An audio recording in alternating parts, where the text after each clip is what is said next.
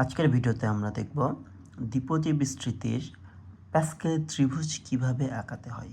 আমরা অনেকে প্যাসকেলের ত্রিভুজ আঁকতে পারি না, তো আমরা চেষ্টা করব খুব অল্প সময়ের মধ্যে প্যাসকেলের ত্রিভুজ কিভাবে আঁকতে হয় ওটা শেখাই দেওয়ার জন্য তোমাদেরকে। তো শুরুতে এই যে একটা ত্রিভুজ মতো যেই ছবিটা দেখতে পারতেছ, এটা দেখলে অনেকেই ভুল করতে পারো, কিন্তু এটা আসলে অনেক সহজ। আমি তোমাদেরকে শিখিয়ে দিচ্ছি।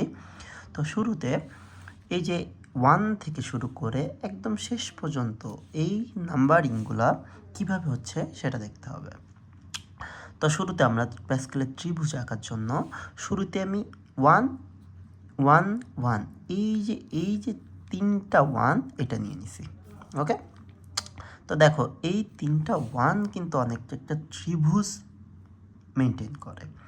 তো এর পরবর্তীতে কি করতে হবে, একটা কথা মাথায় রাখবা, দ্বিপদী বিস্তৃতির প্যাসকেলের ত্রিভুজে সবসময় প্রথম পদ এবং শেষ পদ সবসময় এক থাকবে, কিন্তু মাঝখানের এই পদগুলা সহ অন্যরকম আসতেছে। এটা কেন আসতেছে সেটা আমাদেরকে দেখতে হবে।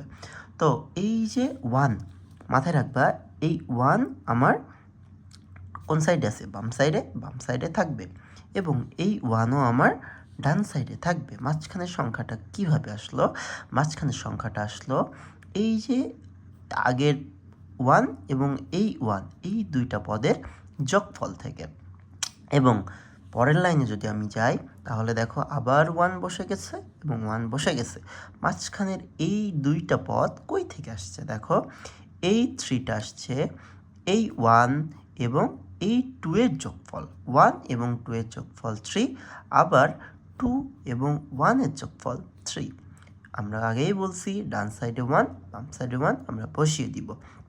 ওকে, নেক্সট। তাহলে আমাকে 1 এবং 1 আসে, নেক্সট পদ কি হয়েছে? যখন আবার দেখো ডান সাইডে 1 বাম সাইডে 1 আমরা বসিয়ে দিয়েছি, মাঝখানের পদগুলো কিভাবে আসছে? এই যে 4 কিভাবে আসছে? 1 এবং 3, 1 এবং 3 যোগ করে আমরা 4 পেয়েছি, এবং 3 এবং 3 যোগ করে 6, আবার 3 এবং 1 যোগ করে 4, আবার 1 বসে গেছে। পরবর্তী ধাপে আমরা কি করব? আবার 1 এবং 1 বসিয়ে দিয়েছি, এবং দেখব মাঝখানে এগুলো কীভাবে আসে। 1 এবং 4 যোগ করে আমরা 5 পেয়েছি, 4 এবং 6 যোগ করে 10 পেয়েছি, 6 এবং 4 যোগ করে 10 পেয়েছি, এবং 4 এবং 1 যোগ করে 5 পেয়েছি। এখন যদি আমরা আরেকটা পদ পর্যন্ত বিস্তৃতি করি তাহলে প্যাসকেলের ত্রিভুজটা কেমন হইতো আমরা ওইটা দেখে নিই। তো আমরা কি জানি, প্যাসকেলের প্রত্যেকটা ঘাতের জন্য প্রথম পদ এবং শেষ পদের সহগ 1 হয়। তো আমরা এখানে 1 বসিয়ে দিই, 1 এবং সবার লাস্টে 1। ওকে, এখন মাঝখানের পদগুলো কিভাবে আসে ওইটা আমরা দেখব। তো আমরা কি জানি, দুইটা পদের যোগফল নিচের পদে সমান চলে আসে। তাহলে আমরা এই 1 এবং 5 যোগ করলে কত হয়? 1 এবং 5 যোগ করলে 6, তাহলে 1 এবং 5 যোগ করলে 6, তাহলে এখানে 6। 5 এবং 10 যোগ করলে কি হবে? 5 এবং 10 যোগ করলে হবে 15, তাহলে এটা 15। নেক্সট 10 এবং 10 যোগ করলে কি হবে? 20, এবং 5 এবং 10 যোগ করলে কত হবে? 15। 5 এবং 1 যোগ করলে 6। এভাবে আমরা প্যাসকেলের ত্রিভুজ আঁকাবো। আরেকটা কথা বলে রাখি, প্যাসকেলের ত্রিভুজ এই যে প্রত্যেকটা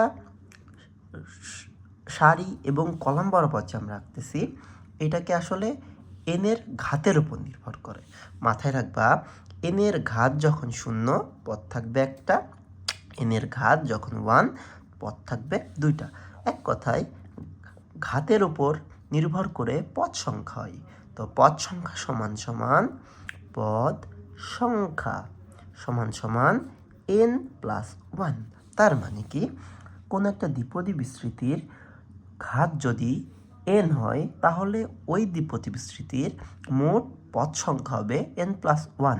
ধরো a প্লাস b, এর ঘাত দেওয়া আছে 6, তাহলে এর বিস্তৃতি করলে আমার পদ সংখ্যা কত হবে? আমরা জানি কি, পদ সংখ্যা সমান সমান n+1, তাহলে এখানে n এর মান কত? n এর মান 6, তাহলে পদ সংখ্যা হবে 6 + 1 = 7।